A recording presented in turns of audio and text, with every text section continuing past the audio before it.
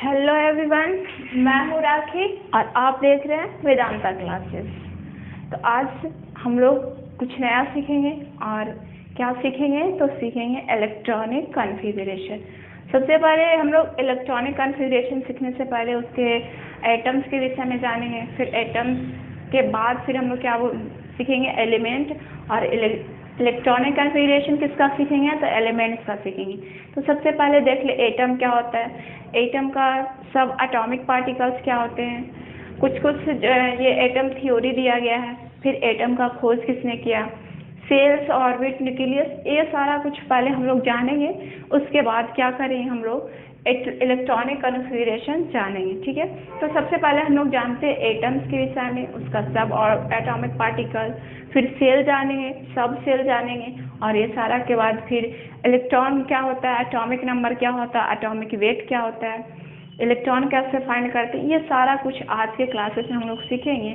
और फिर इसके बाद सीखेंगे क्या electronic configuration. Electronic configuration mean क्या, इलेक्ट्रॉनिक विन्यास। ठीक है, इलेक्ट्रॉनिक विन्यास मीन इसका अरेंजमेंट, कौन सा सेल में कितने इलेक्ट्रॉन्स होंगे। फिर जैसे सेल कितने होते हैं, सेल का ऑर्बिट या सेल जिसको कितने होते हैं, 4 होते हैं, K-L-M-N। इसमें कितने, कौन सा सेल में कितने इलेक्ट्रॉन्स होंगे, इसका फॉर्मूला जानेंगे, कैसे निकालेंगे, ये सारा कुछ देखेंगे। तो चलिए आज हम लोग अपने टॉपिक्स की ओर क्या करते हैं, मूव करते हैं। तो सबसे पहले हम लोग क्या जानेंगे, एटम। एटम के विषय में जानेंगे। क्या जानेंगे, एटम। तो एटम का सबसे बात करें कि एटम का खोज किसने किया, क्या एटम का एटॉमिक जो सिद्धांत किसने दिया, एटम का खोज सबसे किसने किया, तो बोलेंगे डाल्टन ने। किसने खोज किया, तो डाल्टन। डाल्टन क्या थे, तो एक साइंटिस्ट थे। क्या थे, एक साइंटिस्ट थे। ठीक है, एटम का खोज किसने किया, तो डाल्टन ने किए, और एटम का खोज डाल्टन किए। और फिर ऐसा बोलो, एक क्वेश्चन एक पूछा जाता है कि एटम का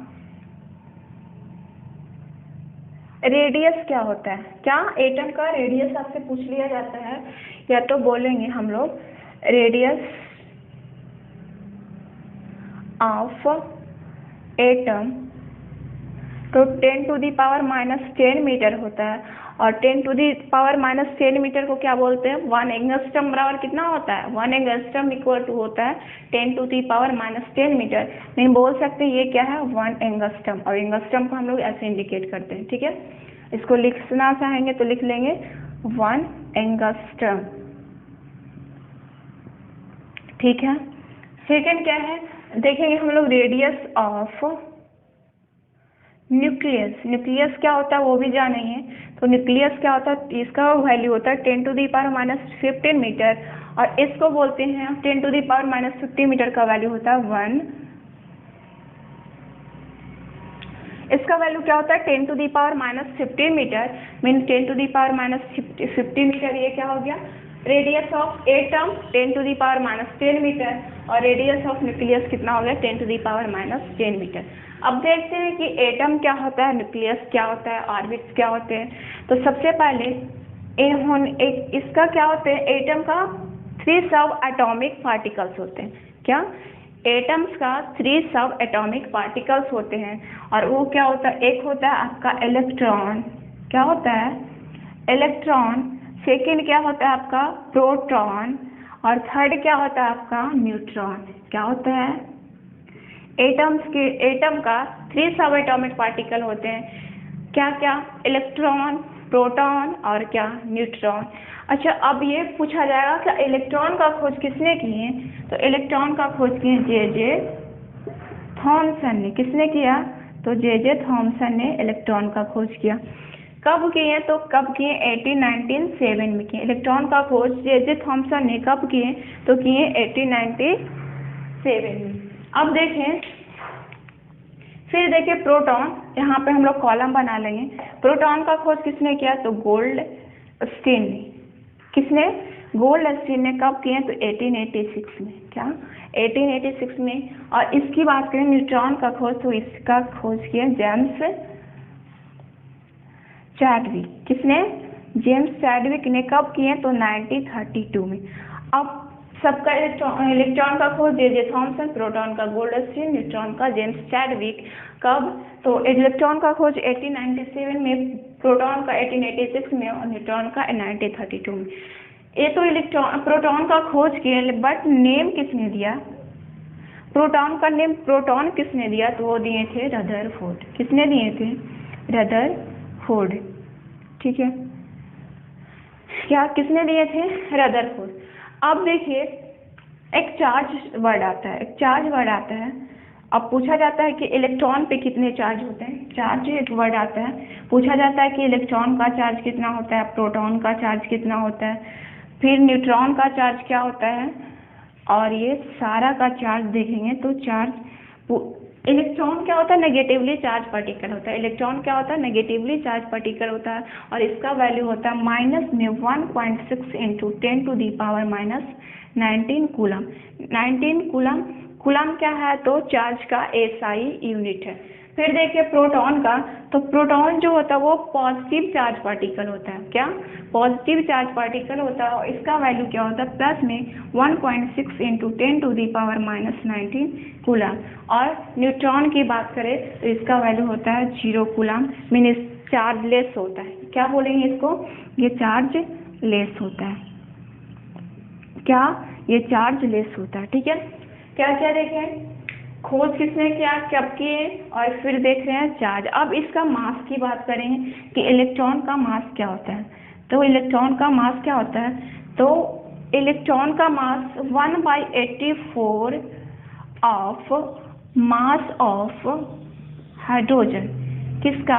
तो हाइड्रोजन का मास का इतना गुना होता है। ठीक है, इसका देखें तो इसका मास होता है इक्विवेलेंट टू, मास देखिए प्रोटॉन का, तो ये क्या होता है आपका? Equivalent to mass of, equivalent to mass of hydrogen atom. Hydrogen atom का मास का इक्वल होता है। और इसका भी बात करें न्यूट्रॉन का, तो मास जो होता है वो equivalent to mass of hydrogen atom. किसका? हाइड्रोजन एटम का मास का इक्वल होता है। ठीक है, अब देखिए कि हाइड्रोजन एटम का मास कितना होता है। तो इसका देखें, यहाँ पे पहले देख लें कि हाइड्रोजन एटम का मास होता है 1.67 इंटू 10⁻⁻27 kg। कितना होता है? 1.67 इंटू 10⁻⁻27 kg। और इसका भी वास इक्विवेलेंट, मतलब जितना हाइड्रोजन का है उसी उतना ही इसका न्यूट्रॉन का भी और प्रोटॉन का। तो इसका क्या हो जाएगा? 1.67 इंटू 10⁻⁻27 kg। अब यहाँ पे तो बोला है कि जितना हाइड्रोजन एटम का मास है उसका इतना गुना है, मीन उसका वैल्यू क्या होता है? आप कैलकुलेट करोगे तो आएगा 9.1 इंटू 10⁻31 kg। और ग्राम में चेंज करें तो ग्राम में चेंज करने पे 9.1 इंटू 10⁻⁻21 ग्राम हो जाएगा। और इसको चेंज करेंगे तो आ जाएगा 1.67 इंटू 10⁻⁻24 ग्राम। ठीक है, और इसका हो जाएगा 1.67 इंटू 10⁻⁻24 ग्राम। तो क्या क्या देखें? सब एटॉमिक पार्टिकल्स क्या क्या थे? इलेक्ट्रॉन, प्रोटॉन और न्यूट्रॉन। इसका खोज किसने किया? इसका चार्ज क्या होता है? इसका मास कितना होता है? ठीक है, तो आई होप इतना आप लोग नोट कर लिए। नहीं किए तो मैं थोड़ा साइड होती हूँ, आप स्क्रीनशॉट ले।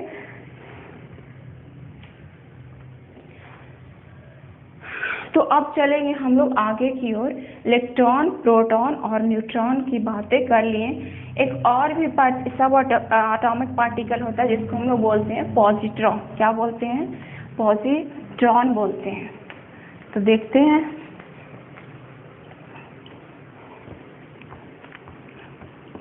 अगर आप लोग नहीं लिख पाए तो आप वीडियो को पॉज करके लिख सकते हैं। एक और क्या है चार्ज पार्टिकल? क्या है? पॉजिट्रॉन। क्या है? पॉजिट्रॉन। ये क्या होता है? तो ये होता है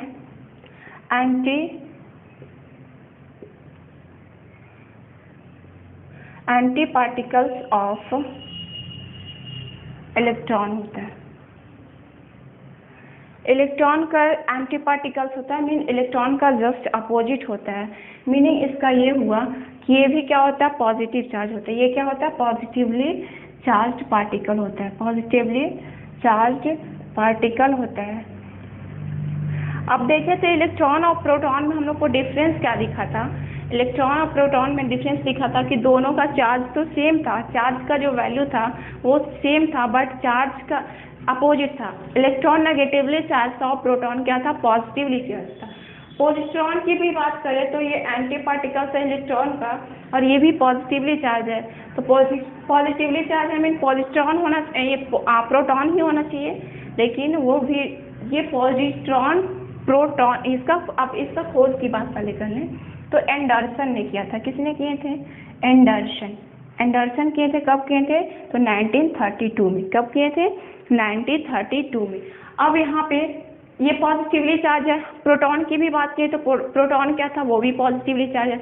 तो क्या ये प्रोटॉन ही है क्या, तो प्रोटॉन ये नहीं है। किस प्रकार से ये प्रोटॉन से डिफर है, तो ये इसका जो प्रोटॉन की मास की बात किए थे तो प्रोटॉन का मास क्या था, 1.67 इंटू 10⁻31 kg था। बट इसका जो मास होता है, ये किसका एंटी पार्टिकल है, तो इलेक्ट्रॉन का एंटी पार्टिकल है। इसका मीनिंग ये हुआ कि सारा कुछ जो है किसका है, सारा कुछ जो प्रॉपर्टी है वो इलेक्ट्रॉन का है, बस थोड़ा सा इसका जो साइन जो है, मतलब चार्ज जो है वो क्या है, डिफर है। किससे, तो ये पॉजिटिवली चार्ज है और इलेक्ट्रॉन क्या था, नेगेटिवली चार्ज था। और इसका मास की बात करें तो इसका भी मास वही है, क्या, 9.1 इंटू 10⁻31 kg। ठीक है, तो ये सब एटॉमिक पार्टिकल्स जान लिए। अब हम लोग देखते हैं एटम्स के विषय में। एटम क्या होता है, तो ये कोई एटम है और उसके सेंटर में क्या होता है, न्यूक्लियस। कोई एटम, ये सपोज एक एटम लिए और उसके सेंटर में क्या होता है, न्यूक्लियस। इसको क्या बोलते हैं हम लोग, न्यूक्लियस को एन से इंडिकेट करते हैं। और इसके अराउंड बहुत सारे क्या होते हैं, ऑर्बिट्स होते हैं। जैसे सुने होंगे कि सन के अराउंड अर्थ मूव करते रहती है, और क्या, सारे प्लैनेट्स मूव करते हैं, और किस पे मूव करते हैं, जिस पाथ पे वो मूव करते हैं उसको क्या बोलते हैं, ऑर्बिट बोलते हैं। ठीक है, तो यहाँ पे ये क्या होगा, एक एटम लिए और इसके अराउंड में क्या है, तो ये सारे ऑर्बिट्स हैं। ठीक है, और ये ऑर्बिट्स को क्या बोला जाता है, सेल भी बोला जाता है। ऑर्बिट को और क्या बोला जाता है, सेल बोला जाता है। और प्रत्येक ऑर्बिट को एक स्पेशल नेम दिया जाता है। ठीक है, तो एक फर्स्ट जो ऑर्बिट है, ये एटम का जो फर्स्ट ऑर्बिट है के कहलाता है एल, और ये एम, और एक जो लास्ट होता है वो एन कहलाता है। क्या कहलाता है, फर्स्ट ऑर्बिट के, एल, एम और एन। ऑर्बिट को और क्या बोलते हैं, ऑर्बिट को बोलते हैं सेल। ऑर्बिट को क्या बोलते हैं, सेल। अब देखिए जो सेंटर, एटम का जो सेंटर है उसको क्या बोलते हैं, न्यूक्लियस। न्यूक्लियस में सब एटॉमिक पार्टिकल्स क्या क्या, देखिए इलेक्ट्रॉन, प्रोटॉन और न्यूट्रॉन। मीन इसमें ये सब सारे जो एटम्स में, ये जो सब एटॉमिक पार्टिकल्स देखिए, इलेक्ट्रॉन, प्रोटॉन और न्यूट्रॉन, ये किस में कंसिस्ट करते हैं, तो वो एटम में कंसिस्ट करते हैं। मीन एटम में प्रेजेंट होता है। अब देखते हैं उसका पोजीशन कहाँ पे होता है, मीन वो एटम में किस किस प्लेस पे होता है। तो न्यूक्लियस की बात की तो सबसे पहले देखें तो ये है आपका न्यूक्लियस, और इसकी खोज किसने किया था, तो इसका खोज किया था रदरफोर्ड ने। कब, किसने किया थे, तो रदरफोर्ड ने किए थे। ठीक है, ये न्यूक्लियस का खोज किसने किए, रदरफोर्ड किए। अब इसमें पूछा जाएगा, अब हम लोग को देखना है कि एटम में जो सारे सब एटॉमिक पार्टिकल्स 3 देखें, जनरली कितने देखें, 3 देखें, वो कहाँ कहाँ पे सिचुएटेड होते हैं। तो न्यूक्लियस में कहाँ पे होते हैं, ये प्रोटॉन, न्यूक्लियस में होते हैं प्रोटॉन और न्यूट्रॉन। प्रोटॉन को हम लोग पी से इंडिकेट करते हैं और न्यूट्रॉन को किससे करते हैं, एन से करते हैं। और एक और सब एटॉमिक पार्टिकल्स देखे थे, वो क्या था, ये इलेक्ट्रॉन। इलेक्ट्रॉन का क्या वर्क होता है, तो उसके ऑर्बिट्स के अराउंड क्या करते रहता है, ऑर्बिट पे क्या करते रहता है, मूव करता है। ऑर्बिट पे मूव करते रहता है, इस प्रकार से ये मूव कर रहा है इलेक्ट्रॉन का अराउंड, ये जो एटम के अराउंड अपने ऑर्बिट पे मूव करते रहता है। तो क्या देखें, सब एटॉमिक पार्टिकल्स को एटम में कहाँ कहाँ पे सिचुएटेड होता है, तो न्यूक्लियस में क्या होता है, प्रोटॉन और न्यूट्रॉन होता है, और इलेक्ट्रॉन का क्या काम होता है, तो ऑर्बिट पे मूव करते रहता है। इसका फिर देखिए न्यूक्लियस का खोज किसने किया था, तो खोज किए थे न्यूक्लियस का खोज रदरफोर्ड किए थे। ये क्या हो गया, KLM और N क्या हो गया, सेल्स हो गया, ठीक है, जिसपे इलेक्ट्रॉन क्या करते हैं, मूव करते हैं। अब देखते हैं कि नंबर ऑफ इलेक्ट्रॉन, किस सेल में कितने इलेक्ट्रॉन्स होंगे। तो आई होप ये सारा आप नोट किए होंगे। तो पॉजिट्रॉन के विषय में तो ये इरेज कर दे। ये बात याद रखना है, रेडियस ऑफ एटम कितना होता है, 10⁻⁻10 मीटर और रेडियस ऑफ न्यूक्लियस की बात करें तो कितना है, 10⁻15 मीटर।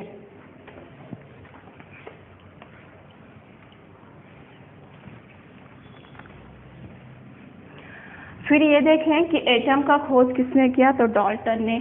सबका अब यहाँ पे न्यूक्लियस में होता है प्रोटॉन और न्यूट्रॉन, और इलेक्ट्रॉन्स क्या करते हैं, तो रिवॉल्व्स अराउंड द एटम, अपने ऑर्बिट पे रिवॉल्व करते रहते हैं, मूव करते रहते हैं। अब हम लोग को देखना है कि नंबर ऑफ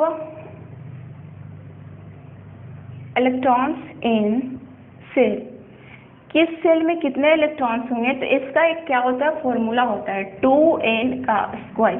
क्या, 2n का स्क्वायर, जहाँ पे n क्या शो करता है, n शो करता है number of orbits, number of orbits को शो करता है, ठीक है। क्या किसी भी सेल में कितने इलेक्ट्रॉन कंसिस्ट करेंगे, वो उसको हम किससे निकालेंगे, तो 2n स्क्वायर फॉर्मूला से निकालेंगे। जहाँ पे देखिए तो n क्या शो करता है, नंबर ऑफ ऑर्बिट्स। अगर फर्स्ट सेल या फर्स्ट ऑर्बिट के जब n का वैल्यू 1 है, n का वैल्यू 1 है, इसका मीनिंग ये हुआ कि जब k सेल में देखिए तो कितने इलेक्ट्रॉन कंसिस्ट करेंगे, तो 2n का स्क्वायर मतलब 1 का स्क्वायर क्या हो गया, आपका 2 हो गया। जब हम लोग n का वैल्यू क्या लें, 2 लें, मीन सेकेंड सेल के लिए निकालें, तो n का वैल्यू 2 लें, तो 2n टू 2 का स्क्वायर आपका हो जाएगा 4, सॉरी 2 2 जा 4, 2 8 हो जाएगा। फिर थर्ड सेल में देखें, जब n का वैल्यू क्या लें, 3 लें, तो यहाँ पे इलेक्ट्रॉन्स कितने हो जाएंगे, 2 इंटू 3 का स्क्वायर कितना हो जाएगा, 3 3 जा 9, 2 जा 18। और फिर अगर फोर्थ सेल की बात करें तो n का वैल्यू हम लोग क्या लेंगे, 4, तो 2 इंटू 4 का स्क्वायर 16, मीन k में कितने हो गए, 2, l में, ये k में number of electron, k shell में कितने इलेक्ट्रॉन्स होंगे, 2, l में देखें तो 8, l के k l, फिर क्या m में 18 और n में कितने इलेक्ट्रॉन्स कंसिस्ट करेंगे, n इलेक्ट्रॉन्स। मीनिंग ये है, जैसे यहाँ पे देखें कि k है, यहाँ पे फर्स्ट सेल ये है, ये एटम है, ये न्यूक्लियस है, k में कितने इलेक्ट्रॉन्स, 2, मतलब एक इलेक्ट्रॉन यहाँ है तो 2 इलेक्ट्रॉन। l में 8 तो 1 2 3 4 5 6 7 8 9 इस तरह से इलेक्ट्रॉन्स होंगे, इलेक्ट्रॉन्स का अरेंजमेंट होगा। n में 18 है तो 18 1 2 3 4 5 6 7 8 9 10 11 12 13 14 15 16 17 और 18 इस तरह से सारा इलेक्ट्रॉन्स का अरेंजमेंट होगा किस पे, ऑर्बिट पे। और जब भी ये मूव करेंगे तो ऑर्बिट पे ही करेंगे, ठीक है। नेक्स्ट है नंबर ऑफ, और ये नंबर ऑफ कितने इलेक्ट्रॉन्स, कितने ऑर्बिट्स में कितने इलेक्ट्रॉन होंगे, ये सारा कुछ याद कर हम लोग देख लिए। और ये क्या कैसे फाइंड करेंगे नंबर ऑफ इलेक्ट्रॉन्स को, ये भी देखें, ठीक है। अब आगे देखते हैं, एक होता है एटॉमिक नंबर। एटॉमिक नंबर सबसे, इससे पहले हम लोग देखेंगे एटॉमिक मॉडल को देखेंगे, जो अलग अलग साइंटिस्ट के द्वारा दिया गया था। तो इसको इरेज करते हैं, आप लोग को समझ में आया होगा। तो क्या देखेंगे हम लोग अब, तो देखेंगे एटॉमिक मॉडल, किस साइंटिस्ट ने कैसे एटॉमिक मॉडल दिए। तो एटॉमिक मॉडल 4 साइंटिस्ट के द्वारा दिया गया था। एटॉमिक मॉडल, क्या, एटॉमिक मॉडल, ठीक है। फर्स्ट दिए थे, फर्स्ट साइंटिस्ट थे वो क्या थे, जॉन डाल्टन थे, क्या थे, जॉन डाल्टन। और ये कब दिए थे, तो 1903 में दिए थे। कब दिए थे, ईयर्स भी हम लोग साथ साथ में याद रखेंगे कि कौन सा, और ये तो फिर डिटेल्स में जानेंगे कि जॉन डाल्टन ने एटम्स के विषय में क्या बताया। तो जॉन डाल्टन दिए थे, कब दिए थे, 1903 में। इसके बाद आए थे थॉमसन मॉडल, एक आया थॉमसन मॉडल। कब आया, तो थॉमसन मॉडल दिया गया 1803 में। कब दिया गया, 1803 में। थर्ड में देखें तो किसके द्वारा दिया गया था, तो रदरफोर्ड के द्वारा, रदरफोर्ड के द्वारा, किसके द्वारा? थर्ड में दिया गया था रदरफोर्ड एटॉमिक मॉडल बोलेंगे तो ये दिया गया था आपका 1911 में। हम लोग डेट भी साथ में रखेंगे। जॉन डाल्टन कब दिए थे? तो 1903 में दिए थे, 1903। जो थॉमस मॉडल कब आया था? तो 1803 में। और ये रदरफोर्ड के द्वारा कब दिया गया था? तो 1911 में दिया गया था। फोर्थ में बात करें तो एक लास्ट में आया थे नील बोर। क्या? Niels Bohr. और उन्हीं का एटॉमिक मॉडल को हम लोग क्या करते हैं आजकल सारे के द्वारा क्या किया जाता है, माना जाता है नील बोर एटॉमिक मॉडल। और ये दिया गया था 1913 में। अब देखिए सबका अपना अपना क्या राय थी कि ये किसने एटम्स के विषय में क्या बताया। तो कौन कौन साइंटिस्ट थे? फर्स्ट में थे जॉन डाल्टन, सेकंड में थे थॉमसन, थर्ड में थे रदरफोर्ड और ये फोर्थ में थे नील बोर। डाल्टन 1903 में, तो थॉमसन 1803 में और रदरफोर्ड 1911 में और ये नील बोर की बात करें तो 1930 में। अब देखते हैं क्या कि जॉन डाल्टन के द्वारा क्या बताया गया। जॉन डाल्टन के द्वारा एटम्स के विषय में क्या बताएं तो इनका मॉडल देखते हैं। जॉन डाल्टन ये कब दिए थे? तो ये दिए थे 1903 में। कब दिए? 1903 में। इन्होंने बताया जो मैटर सुने होंगे ना, कोई भी वस्तु जो क्या करता है स्पेस ऑक्यूपाई करता हो, ठीक है, इसको हम लोग टच कर सकते हैं, फील कर सकते हैं, ये सारे क्या होते हैं? मैटर्स होते हैं, ठीक है। कोई भी वस्तु मैटर को सॉलिड, लिक्विड, गैसेस ये सब देखे होंगे। तो मैटर बोल रहा है, ये इन्होंने बताया कि जो कोई भी मैटर होता है वो टाइनी पार्टिकल्स से मिलकर बने होते हैं, छोटे छोटे पार्टिकल्स से मिलकर बनते हैं। और वो छोटे पार्टिकल्स को क्या बोला जाता है? बोला, उन्होंने बताया ये जो सारे मैटर्स होते हैं, सारे मैटर क्या होते हैं? तो सारे पार्टिकल जिसको हम लोग टच कर सकते हैं, सॉलिड होता है और क्या उसको देख सकते हैं और कुछ स्पेस ऑक्यूपाई करता है, ठीक है। तो वो सारे मैटर्स किस चीज़ से बने होते हैं? स्मॉल टाइनी पार्टिकल से मिलकर बने होते हैं। और उस टाइनी पार्टिकल्स को क्या बोला जाता है? एटम। क्या बोला जाता है? एटम। सेकेंड में ये बोले कि जो वो टाइनी पार्टिकल्स जिसको हम लोग क्या बोले? एटम, वो इंडिविजुअल होता है। इंडिविजुअल का मीनिंग क्या हुआ कि इसको और सिंपल फॉर्म में इसको और तोड़ा नहीं जा सकता। मीनिंग ये लास्ट फॉर्म है, इसको और छोटा छोटे पार्ट में हम लोग इंडिविजुअली रूप से तोड़ नहीं सकते। किनका ये थॉट था? ये किसके द्वारा दिया गया था? तो जॉन डाल्टन के द्वारा। फिर से एक बार देखें तो क्या बोले इन्होंने ये बताया कि जो सारे मैटर्स होते हैं, सारे मैटर्स किससे मिलकर बने होते हैं? टाइनी पार्टिकल से मिलकर बने होते हैं। और वो tiny particle very small particle बोल सकते हैं। और उसको क्या बोला गया? एटम। और जो ये एटम होता है वो इंडिविजुअल होता है। इंडिविजुअल कहने का मतलब उसको और सिंपल फॉर्म में तोड़ा नहीं जा सकता। तो चलिए हम लोग लिखते हैं इनको थॉट्स के। तो जो लिखे क्या? ये all matter is made up of tiny particles called atom। जो क्या कहलाया? एटम कहलाया, ठीक है। सेकेंड में ये बोले जो ये एटम टाइनी पार्टिकल्स है वो इंडिविजुअल है। Mean atom is individual. इसका मीनिंग क्या हुआ कि इसको और भी सिंपल फॉर्म में तोड़ नहीं सकते। ये किनका मत था? तो ये जॉन डाल्टन का कहना था कि जो सारे मैटर्स होते हैं वो छोटे छोटे पार्टिकल से, टीनी पार्टिकल से मिलकर बने होते हैं। जिस टीनी पार्टिकल्स को क्या बोले?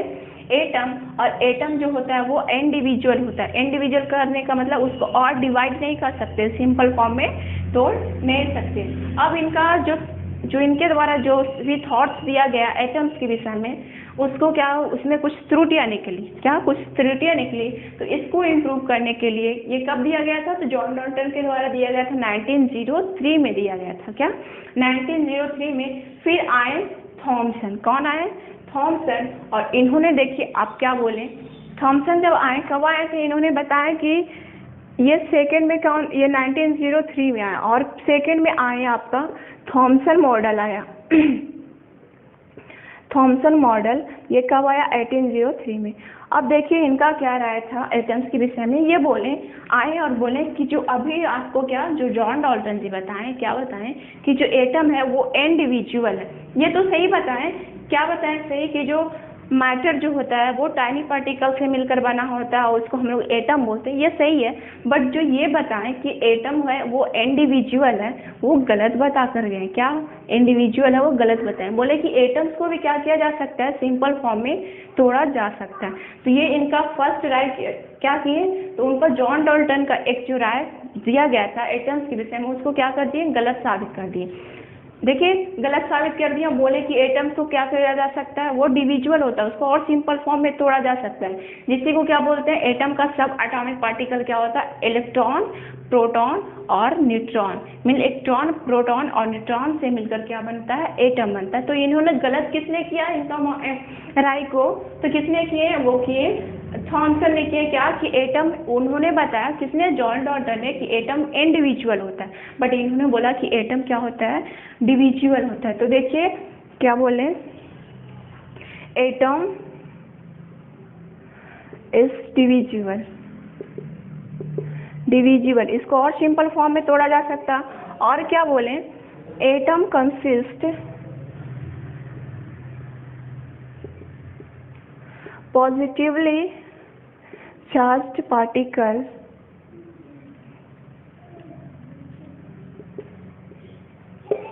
एंड थर्ड में बोले इलेक्ट्रॉन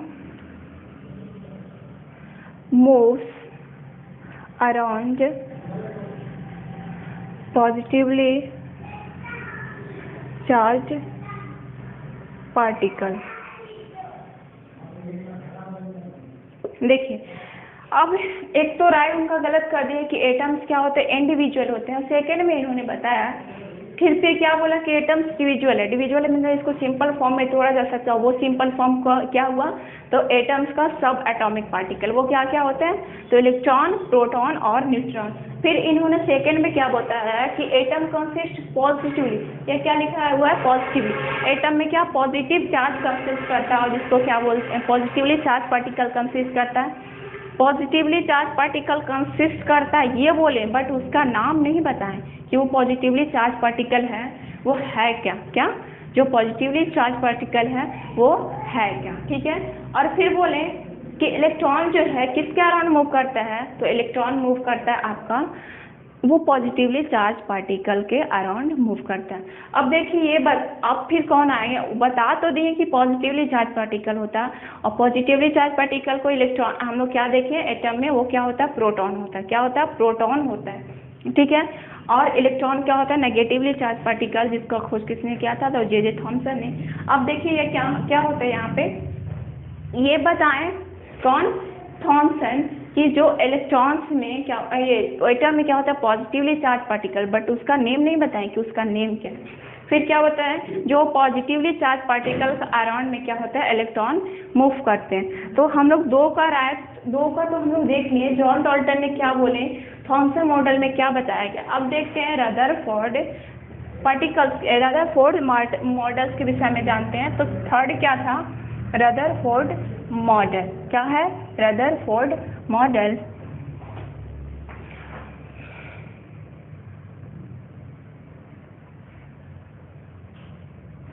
रदरफोर्ड एटॉमिक मॉडल लिख सकते हो आप।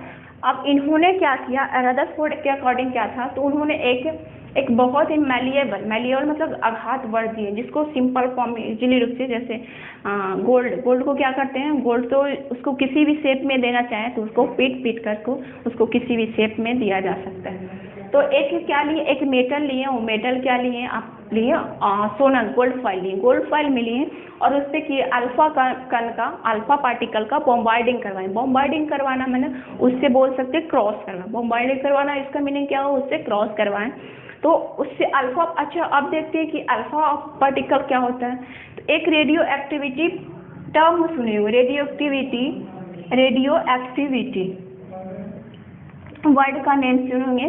तो रेडियो एक्टिविटी प्रोसेस के थ्रू क्या होता है, तीन पार्टिकल्स क्या होते हैं, इमिट्स होता है। रेडियो एक्टिविटी प्रोसेस में क्या होता है, तीन पार्टिकल्स इमिट होता है, एक होता है अल्फा पार्टिकल, एक होता है बीटा पार्टिकल, एक क्या होता है, गामा पार्टिकल। अल्फा पार्टिकल क्या होता है, तो हीलियम आयन होता है, हीलियम पर 2 पॉजिटिव आयन होता है।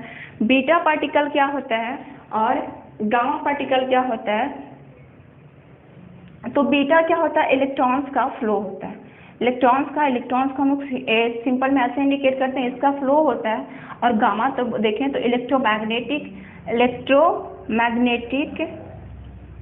वेव के फॉर्म में ये क्या करता है, फ्लो करता है। तो हम लोग देखें रेडियो एक्टिविटी प्रोसेस में 3 पार्टिकल्स का इमिट होते हैं। एक क्या हो गया, अल्फा, बीटा और गामा। क्या क्या, alpha, beta, gamma. Alpha particle तो हीलियम आयंस होता है, पॉजिटिव आयंस होता है। इलेक्ट्रॉन्स का फ्लो है और ये इलेक्ट्रोमैग्नेटिक ये वेव का फ्लो है, ठीक है। तो यहाँ पे देखिए रदरफोर्ड ने क्या किया, रदरफोर्ड क्या किए, तो एक गोल्ड फॉइल लिए, गोल्ड फॉइल इस तरह से एक फॉइल लिए और उससे क्या किए, अल्फा कण का, अल्फा पार्टिकल का बॉम्बार्डिंग करवाए। बॉम्बार्डिंग करवाना बोल सकते हैं कि गोल्ड फॉइल से उसको क्रॉस करवाएं। जब उन्होंने ऐसा करा किए तो इसका क्या हुआ कि कुछ जो अल्फा पार्टिकल्स थे वो फॉइल को, गोल्ड फॉइल को क्रॉस करके बाहर की ओर निकल गए। क्या निकल गए, कुछ अल्फा पार्टिकल गोल्ड फॉइल को क्रॉस करके बाहर निकल गए और कुछ अल्फा पार्टिकल जो है जो ऐसे जा रहे थे वो अपना रास्ता को बेंड करके इधर हो गए। इस तरह से वो रास्ता से अपना डाइवर्ट हो गए, ठीक है। इस तरह से कुछ अल्फा पार्टिकल अपना रास्ता से क्या हो गए, डाइवर्ट हो गए। बोल सकते हैं अपना रास्ता खो गए तो किसी और रास्ता में चले गए, ठीक है। और एक और कंडीशन क्या हुआ कि कुछ अल्फा पार्टिकल्स जो हैं यहाँ तक तो गए, फिर वहाँ से क्या रिटर्न होकर अपना रिट्रेस कर गए। रिट्रेस करना मीन क्या होता है, अपने पथ पे मैं क्या की, यहाँ से वहाँ गई, फिर से वहाँ से रिटर्न उसी पथ पे चली आई, ठीक है। मुझे जाना था, इसको क्रॉस करना था, लेकिन क्या किया, अपना पथ को रिट्रेस कर। तो अल्फा पार्टिकल्स का गोल्ड फॉइल, ये क्या है आपका, गोल्ड फॉइल था। ये क्या था, गोल्ड फॉइल। और जिससे अल्फा पार्टिकल का बॉम्बार्डिंग करवाने पे, इससे क्या क्रॉस करवाने पे क्या देखें हम लोग, ये सब अल्फा पार्टिकल्स है। और ये क्या बॉम्बार्डिंग करवाने पे 3 कंडीशन आया।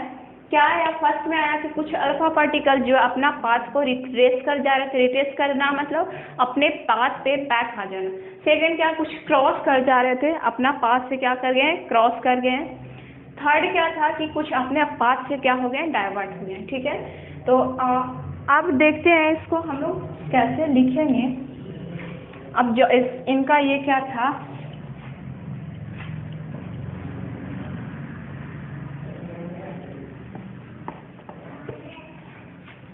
एटम्स का शेप की बात करें तो एटम्स का शेप की बात करें तो एटम्स इज स्फेरिकल। इसका कैसा शेप में होते हैं, स्फेरिकल। एंड सेकेंड में इन्होंने बताया कि इस एटम का शेप कैसे होता है, स्फेरिकल। और एटम्स कंसिस्ट एम्प्टी स्पेस। क्या एटम में क्या कंसिस्ट करता है, एम्प्टी स्पेस करता है। और फिर क्या होता है कि और बताएं कि एटम्स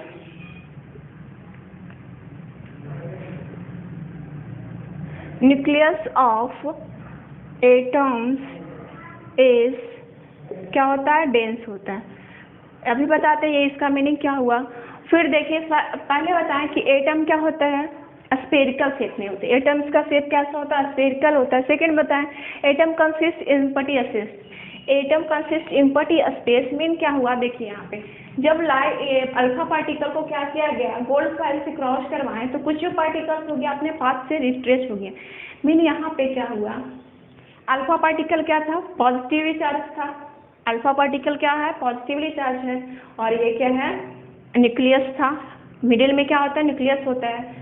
अब यहाँ पे देखिए एटम्स क्या हो, spherical in shape. Atoms consist empty space, ये सेकेंड इनका जो लॉजिक दिया गया। और nucleus of atoms is dense, मतलब जो होल जो उसका मास होता है वो किसमें होता है, एटम्स का न्यूक्लियस में होता है, ठीक है। तो आई होप इतना कुछ समझ में आया होगा। फिर से हम लोग इसको क्या करेंगे, कल फिर से इस टॉपिक को देखेंगे क्या, तो रदरफोर्ड एटॉमिक मॉडल को, और आगे की ओर बढ़ेंगे। तो अगर वीडियो तो हम लोग फिर से मिलते हैं। और अगर मेरी वीडियो अच्छी लगी तो मेरी वीडियो को लाइक करेंगे और हमारे चैनल को सब्सक्राइब करें ताकि जो भी नोटिफिकेशन हो आपको मिल जाए। Thank you for watching.